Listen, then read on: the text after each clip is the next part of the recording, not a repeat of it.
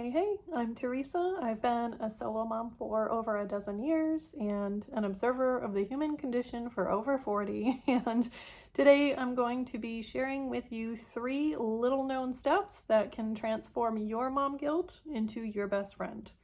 There's going to be a bit of show and tell, and I'm going to share 2 traps that you need to avoid. And we're going to wrap this series up and put a pretty bow on it. You have mom guilt, you don't know what to do with it, but I do know, and I'm going to share that with you today. So if you've missed part 1 or 2 of this series, you really need to see them. You definitely need to see part 1 because I think that understanding guilt fully is like the first and most important step to transforming it. And that's what we do in part 1. I will link that up here if you want to get back to part 1, and then you can wind your way back here, okay? So part 2, we talked about 3 powerful steps for making mom guilt your friend, and it's the companion to this final video that we're doing right now. So put on your scuba gear because we're diving into the deep on this one, okay? So this is part 3, strategy number 1, keeping your ideal parenting self in sight.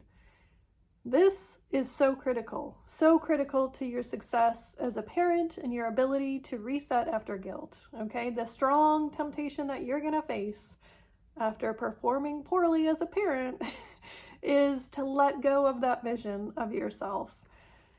But that's a trap. Don't fall for it. That's trap number 1, okay? And fall is what you will do. If you drop that vision of yourself, it's a free fall into darkness from there because there's nothing holding you to the truth of who you are anymore. Look, you're never going to live up to that vision of yourself. I'm never going to live up to my vision of what I want to be as a parent, but that's not what matters, okay?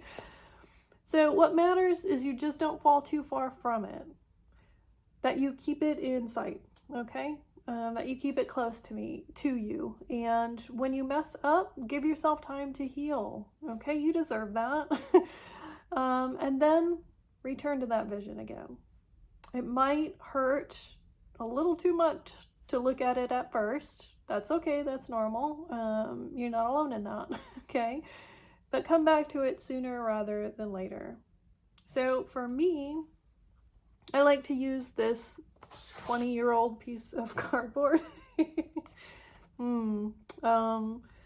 which came from the side of a tea box. And this helps me to reset and remember the vision of the parent that I want to be.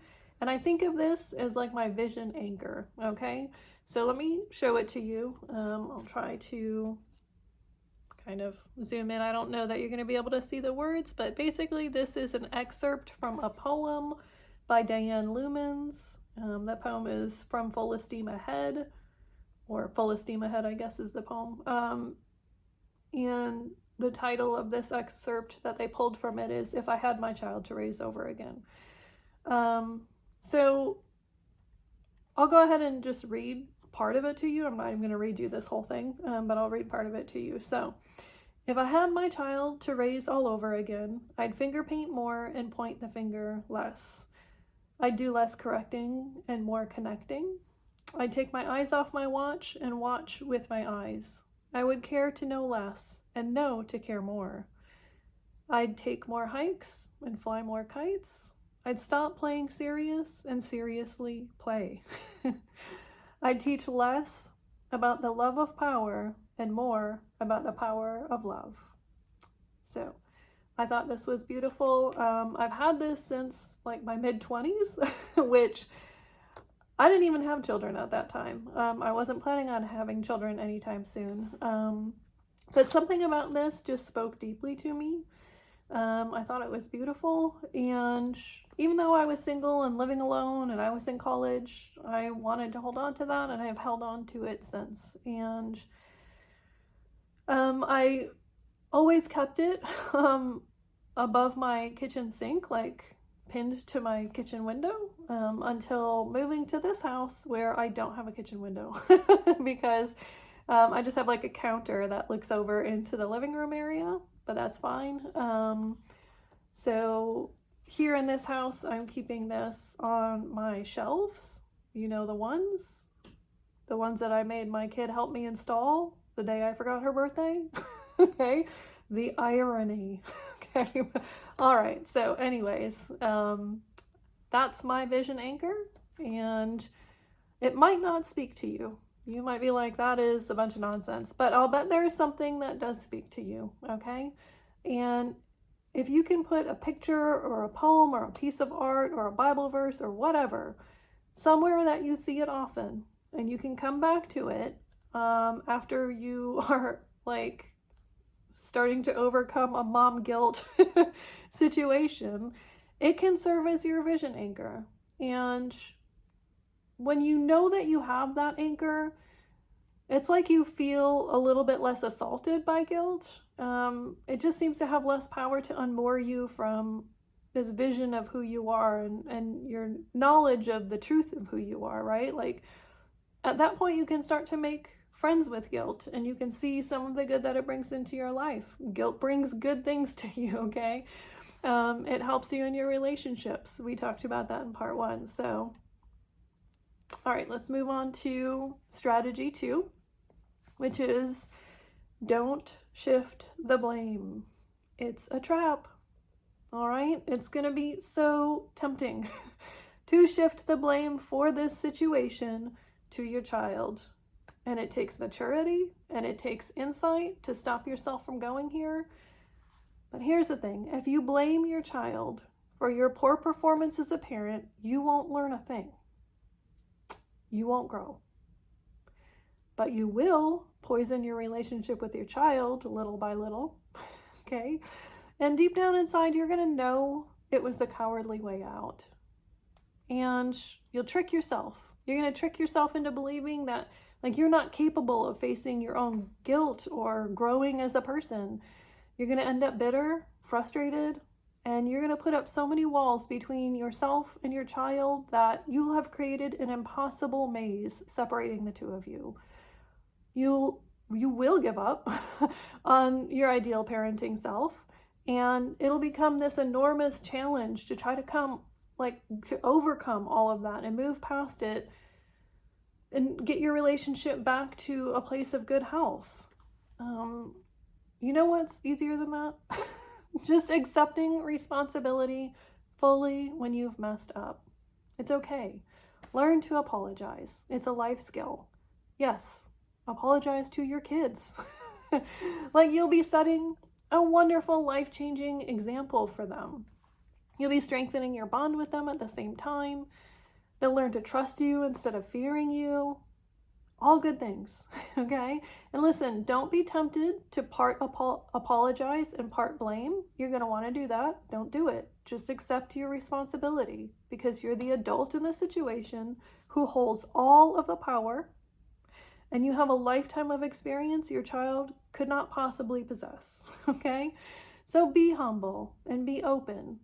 Watch those walls fall down and feel the air, the fresh air, the spaciousness, the freedom, the healing, and all the good things that you are no longer blocking that can now come flooding in. All right, now listen, if there is a need to address your child's behavior because, some of the time when we have mom guilt, it's because we reacted poorly, but they were maybe behaving poorly, okay? So if you need to address your child's behavior, please wait at least 2 days, please, okay? Like they're not gonna forget the situation because you behaved poorly. They're gonna remember it, okay? So give it a couple of days. Let all of the emotions cool down. I talked about this a little bit in video 1. Like you have to be able to think clearly, and you can't get into this front part of your brain where you can think clearly if your emotions have taken you over. So wait until you can think about the situation without getting all emotional, okay? But don't hold off on apologizing. When you feel guilt, okay, it's trying to help you. It's letting you know that the first step in that moment is to apologize. So take a few minutes, gather yourself, get over yourself, okay? Think about what you want to say and remind yourself not to shift the blame, and then just do it. Just apologize. Give them a hug, okay? Smile, suggest something fun you could do together that your child enjoys, and just watch them open up and radiate love. Okay, like, it's going to change the whole dynamic. And once you start doing this with your kid, you're going to want to keep doing it because it's amazing. It really is. All right. So up to this point, we have talked about addressing the past. That was in the second video, and what to do in the present. That was the second video and part of this one. But now we're going to look to the future. So this is strategy 3, and it is making a plan. All right. So how are you going to avoid this situation in the future? If your child is old enough, make a plan and share your plan with them. Okay. Share what you think went wrong, what you're planning to do to avoid that situation from happening again. Maybe there's something you can change in your environment or the situation that led to, your kid having a meltdown. Maybe you forgot to bring snacks and you stayed out, you did one too many errands and your toddler had a meltdown and you didn't react well to it because you were trying to push yourself too hard as well, and everybody just turned into a meltdown mess. Okay. So how can you avoid that in the future? Like, let them know that, in the future, you're just going to do less things. You're going to limit it to 3 errands or 2 or whatever, being out for 2 hours, or you figure it out, right? But make a plan. Whatever makes sense for helping to avoid that situation in the future. And listen, just be wise enough and humble enough to learn and grow from your own mistakes. Like, you made them, you might as well get something out of it, all right? And listen, you were not born a complete, fully formed creature with nothing to learn who is just ready to die, okay? Like, you're on this journey for a reason. There's always more to learn. And growth and change, they're beautiful, all right? So embrace that. And when you understand that you can face your guilt, once you start doing that, then it's not some kind of monster anymore. When you look it in the face and you see that it's actually a friend who wants to help you, and when you allow yourself the possibility of growth and change, wow, are you in your power, really? So now at that point, when you're facing guilt and you're seeing it as your friend and you're taking these steps, you have the potential to take what was a painful experience and transform your relationship with your kid for the permanent better. So do that. Okay. All right. So I shared a couple of stories of mom guilt in the other videos in this series. One of them was about fire ants. So what did fire ants teach me about parenting? Well, they taught me that I should never allow my own selfish agenda to override my child's needs. And that's a lesson of love that I have come back to over and over in my parenting through the years. If you missed that story, head back to part 1, watch that. And learning that lesson early on really changed my parenting for the better pretty much forever. Like, I'm glad I learned that lesson early on, okay? And what did I learn from forgetting my kid's birthday?